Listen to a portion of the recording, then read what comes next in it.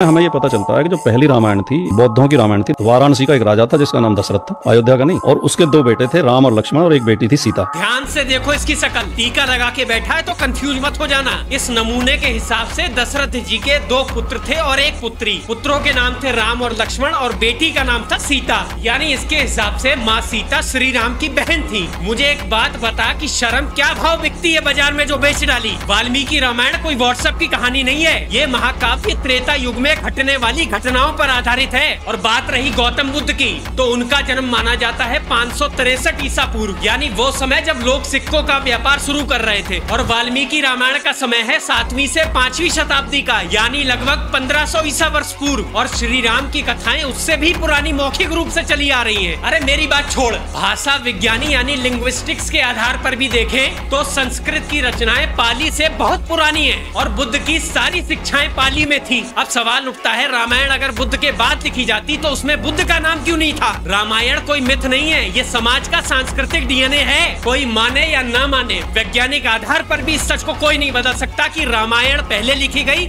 और बुद्ध बाद में आए। अगर तुम्हारी श्री राम में आस्था है तो वीडियो को शेयर करो ताकि ऐसे जाहिलों को जवाब मिले जो ये कहते हैं कि रामायण बाद में गढ़ी गई। अरे गढ़ी नहीं गई मेरे बेटे, लिखी गई, और बुद्ध से बहुत पहले लिखी गई। जय श्री राम।